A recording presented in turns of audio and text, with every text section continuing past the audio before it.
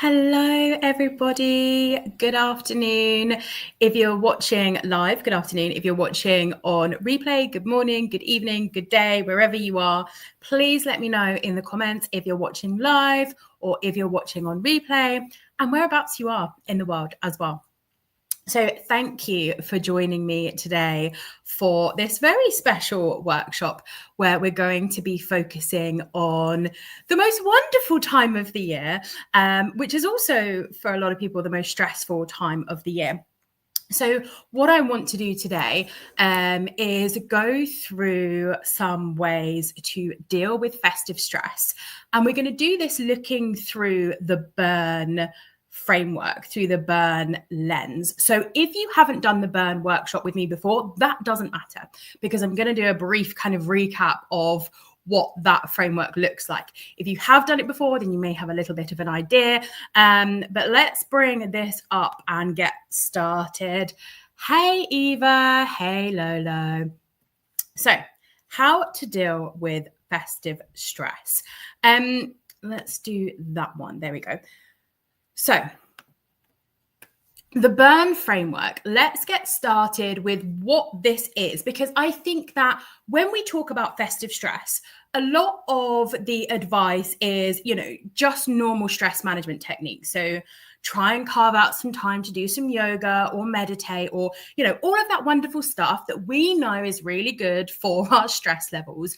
But also in the middle of the busiest season of the year, telling someone to just find some time to do some yoga or to meditate can actually be really frustrating. So for those of you that have learned this framework with me before, you might already know this, but when I first started talking about burnout, I had a completely different framework called the 5 Foundations of Wellness.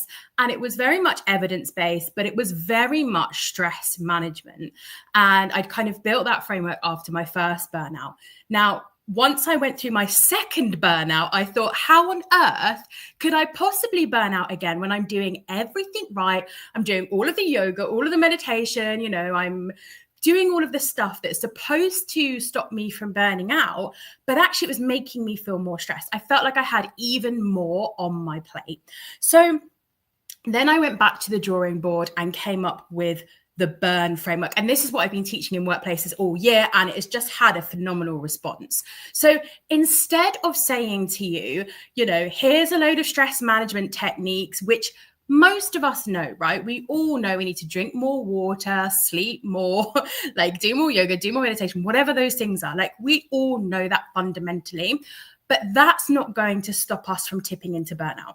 What's going to stop us from tipping into burnout is this framework. So we have what I call a nurture whelm. Yes, very much. Be aware, unlearn, rebuild, and now take action. And what we're going to do is we're going to look at festive stress through this burn framework lens. And we're going to do some exercises, not like star jumps, I mean like written exercises. So if you haven't already, I would highly recommend grabbing a pen and paper. And we're going to go through each of these elements of the burn framework in turn, thinking very specifically about festive stress. So this is your 30-second warning. Everyone's scrambling around the house like, I need a pen and paper. Hopefully you've all been writing your Christmas cards and you've got one handy. I cannot remember the last year I actually sent Christmas cards out on time.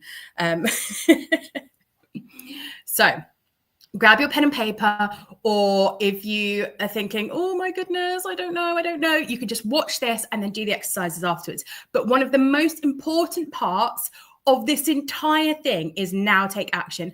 And I want us to take action as we're going along, because if you're anything like me, you might watch these videos or read all the self-help books and then be like, that sounds so nice, I'll do that later. And then we never get a chance. So while we're here in the moment, let's do some work together and focus on burning the festive burnout. Okay, so we're going to start with step one, be aware. Now, when I say be aware, what I really mean is be self-aware, right? And we can all be aware of the different signs and symptoms and the different stresses in the world and all of that kind of stuff. But when it comes to step 1 of the Burn framework, and I talk about be aware, I'm talking about what makes you feel stressed. What are your stresses? Because I think that, what stresses me out might not necessarily stress Eva out. What stresses Eva out might not necessarily stress Lolo out. What stresses Lolo out might not necessarily stress a colleague out or stress a partner out. So what I want us to do to start with is to brain dump, kind of make this master list of the things that make us feel stressed, what makes me feel stressed at this time of year. Not what I think should make me feel stressed, but what actually sits heavy on me at this time of year. And we're just going to write this out in one big brain dump. Don't worry about how big or small those things are. Nobody's judging your list. Just get it out on paper. What makes you feel stressed at this time of year? And we'll do this for a couple of minutes so you can get everything out. For me, it's very much money. Money really stresses me out at Christmas. I grew up in poverty. We lived below the poverty line. We lived in a council house. We didn't have any money. And so money makes me really, really anxious and stressed at Christmas. And I think we see a lot of images of loads of presents and all that kind of stuff. And that really just adds to that. Eva said family. Oh my goodness. Yes, I can't. I'm not in alive. But yes, of course, there are a lot of people who you spend a lot of time generally with family over the festive period. When I lost my parents, I was the eldest. And so I took over the Christmas responsibilities. And, that can add a lot of stress, spending more time with people that you wouldn't necessarily spend time with. Of course, then we've got things like keeping up appearances. So our houses looking a certain way or having to send those Christmas cards out on time, all of these little things. So just keep writing for another minute or so, and I'm going to kind of read through the comments. If you do feel like you want to share, even if you're watching on replay, please do share, because it's really nice to also look back at other people's and be like, oh my goodness, yes, me too. The million little things added up: presents, meetups, cards, arranging, wrapping, etc. Yes, Katie, it's very overwhelming time of year, isn't it? So another minute or so here. What's actually making me feel stressed at this time of year? Not keeping up with the yummy mummy, says Sarah. Eva says school admin. We are only in nursery, and I did not expect to have a different themed day every day. Today was sparkle and shine, and she's gone in all of her glittery clothes. But we've had Christmas socks, Christmas pajamas. We've got crazy hair coming up. We've got a Christmas dinner. There's so much. We don't have enough on our plates. Please, schools, stop. Okay, 30 seconds here, just writing down, brain dumping. It doesn't matter how big or small it is. Even if it's my next door neighbor's has loads of family around and it bugs me. I don't like all the cars on the drive. Whatever, doesn't matter. Just get it down on paper, because we're going to need this list for step 2. Katie, yeah, I know. It is ridiculous. School expectations over Christmas is crazy, and it's lovely because obviously the children enjoy it and that's why they do it, but it just seems never ending. Okay, so hopefully you've got kind of a master list of the things that specifically make you feel stressed at this time of year. And remember, we're focusing on festive stress, but these exercises that I'm walking you through, you can use at any point in the year, right? So you can go through these things step by step and follow this framework and use it at any time that you start to feel that overwhelm creep in. So step 2, we are moving on to unlearn.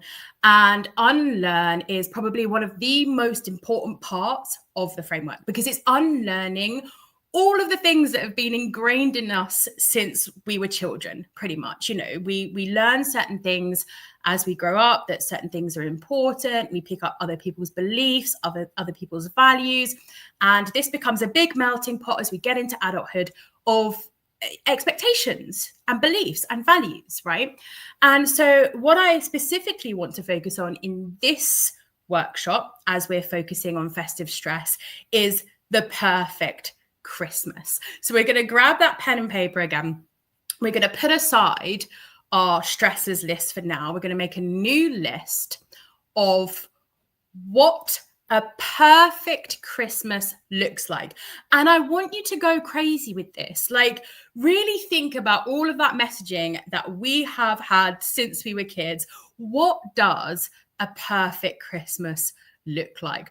What does that shiny, all the frills, all the glitter, what does that look like? Maybe it's you're surrounded by a happy family and all your friends, and your house looks perfect and there's presents piled up in every corner. What have you learned is the perfect Christmas? So this is part 1 of Unlearn. And I want you to just jot down again, like a list, brain dump a list of what the perfect Christmas looks like, what you've been taught the perfect Christmas looks like to you. Like it is in the movies, yeah. The Hallmark movies, as they call them in the US. It's always snowing and we all fall in love in the snow and it's so beautiful. And then we go home and we make some cakes. Yeah, it's always so just beautiful and sparkly and pretty and nobody argues and good coffee and chocolate. Oh, Sarah, you're talking my language. Tons of home-cooked food, clean, tidy house, everyone laughing. Oh, my goodness, yes, everyone laughs all the time. In Christmas films, it's like, what a great Christmas cracker joke. And the clean, tidy houses at Christmas, always, my house, I was going to turn my camera around, but then I thought better of it because you'll probably all leave in shock and horror and disgust, where I've got 4 big piles of washing because I'm about to film something actually using that washing, but everyone feels and looks amazing. Oh my goodness, even the Christmas adverts do it, don't they? Like the Boots advert, we're all getting dressed up for Christmas parties and nobody looks stressed, or like, let's be honest, we've all got about 10 minutes to get out the door. Okay, so hopefully we've had a bit of time to jot down what a perfect Christmas looks like, that perfect Christmas myth. And for part 2 of this, I want you to ask yourself, where do these beliefs come from? So you can go back through that list and you can ask yourself, where does this come from? So Eva's already said, like it is in a movie. So perhaps it's things that you've seen in films. Perhaps it's things that you've seen in adverts, which, don't forget, are trying to sell you something. Perhaps it's people on Instagram or other social media that you follow that you think, oh my goodness, look how amazing their Christmas tree is. I mean, look how amazing mine is. It's stunning. There's nothing at the top because Evelyn just put it all at the bottom. Maybe it's Pinterest, maybe those beautiful Christmas houses on Pinterest. Maybe it's people at work who talk about, how well it's going and how prepared they are. Family tradition is a massive one. Mother's expectations. Oh my goodness. Yes. Now we're getting into the real juiciness of where a lot of our beliefs come from. Is it that they've come? I mean, a lot of mine can definitely, when it comes to things like a tidy house and having this really sort of like perfect, everything is just so. I know that comes a lot from my mother-in-law, who is an incredible homekeeper. Like her house is immaculate. Her Christmases are immaculate. And I feel like I have an expectation to meet there. And there's things that we learn in childhood about what the perfect Christmas should look like. So go back through your list of what your perfect Christmas looks like, and really start to question where these beliefs come from. Like, where have they come from? Are they your beliefs? Do you believe that you have the time to do tons of home cooked food and that you should have a clean and tidy house and everyone's laughing and, everyone feels and looks amazing? And do you believe that inherently, or has that come from somewhere else and someone else? So this, like I said, is a really, really challenging part of the entire framework. Unlearn is one of those things that, it's very easy to say, well, where do these beliefs come from? Let's just unlearn them. But the reality is that they've come from our childhood. They've come from growing up. They've come from all of the messaging that we've been fed forever, right? Even now, I open up Instagram or put on the TV and there is more of this perfect messaging. Christmas adverts have a lot to answer for because it's always happy families, isn't it? And yeah, as Eva says, I feel I'm failing if I don't do everything because we've been bombarded with all of these beliefs and all of these expectations. So should we move on to step 3? If we're happy that we've kind of started to jot down where these beliefs come from. And don't forget, you can come back to these lists at any time, because we're kind of doing a whistle-stop tour through this, but it might be that you carry on building on these lists over time. Let's move on to rebuild. So if we were to strip back everything and say, what really matters to me? So let's move on 20 years in our life, right? And you're looking back on this Christmas, 2025. What do you want to remember? So in 20 years' time, you're looking back at Christmas 2025. What do you want to remember? Do you want to remember the clean, tidy house? Do you want to remember fitting into that Christmas dress? Do you want to remember meeting your mother's expectations? So I want you to start writing down, when I look back, I want to remember. And write down a list of the things that you want to remember when you look back at this Christmas. And this is an interesting one, right? Because if I think back to Christmases 20 years ago, so when I was a teenager, and I think about the things that I actually remember compared to the things that I probably thought I would remember, they're very, very different. And even, in fact, if I look back last year or the year before, the first year that I had Christmas with Evelyn, and I was so big, my body was so massive because I just had a baby and I was breastfeeding and I was so stressed and I felt like the biggest human ever, right? And I looked at pictures and I thought, straight away, I just thought, oh my goodness, I cannot stand this. I hate this. I really wanted to look good having a baby, a newborn on my arm. And now I look at that picture, I'm like, oh, look how tiny Evelyn is. Oh, it was her first Christmas. Look how lovely the Christmas tree was. The size of me and what I was wearing and all of those things that I thought mattered at the time, even 2 years later, 2 Christmases later, means zero to me, right? So imagine in 20 years' time, looking back, what do you want to remember? Feeling calm and relaxed. Yeah, nice. Time with my niece. I'm visiting her for Christmas this year. That's so nice.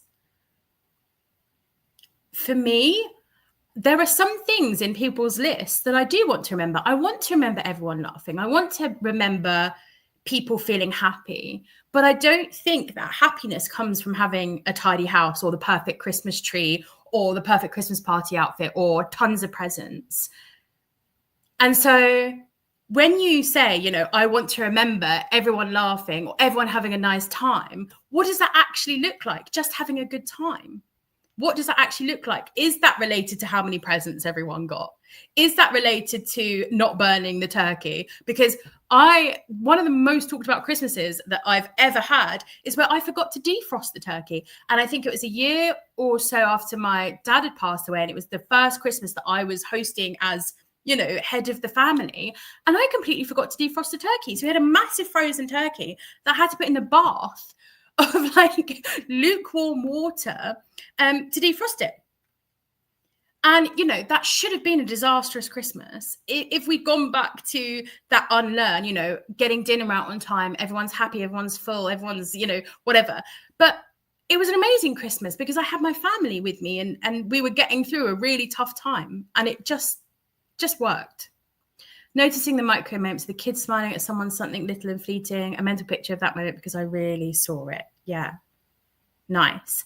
And this is the thing with rebuild, right? This is the thing with this part of the framework is you get to write the rules. You get to say what makes a perfect Christmas, not the Waitrose advert, not Instagram, not even me, saying this is what my perfect Christmas looks like. Might be completely different for you. And that is the exciting part about rebuild. And this is where you can go as big or as small as you want, but really think about your values. What matters to me? What actually matters to me? And then build your Christmas on that. And that takes us to step 4. Now take action. So we've now got a list of what makes our actual perfect Christmas, what we believe makes our perfect Christmas, not what society does.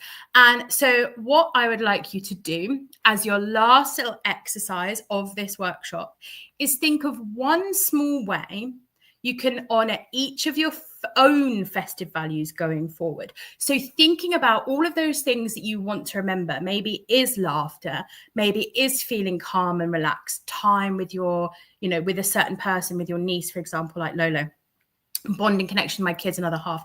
How can you honor that?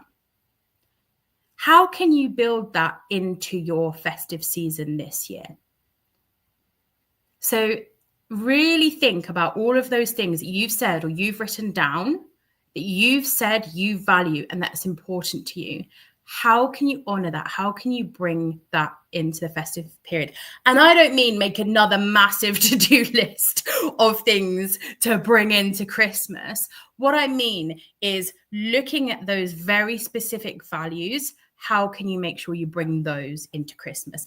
And look, we already can see here, noticing the micro moments of the kids smiling at someone. Like that is a way of honoring those values, allowing time for rest, spending time with the people that energize you and saying no to the people that drain you. You don't have to say, yeah, I'll meet up. You can say, oh no, I actually can't do that this year. Sorry. I know that one's a lot easier said than done, especially with family. Plan a video chat with my mum and dad on Christmas Day. I love that.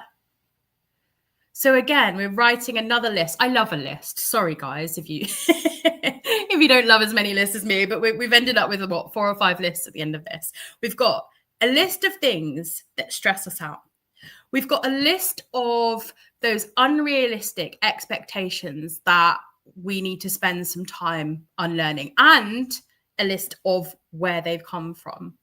We've got a list of what actually matters to us at Christmas, not what matters to anybody else, what matters to us.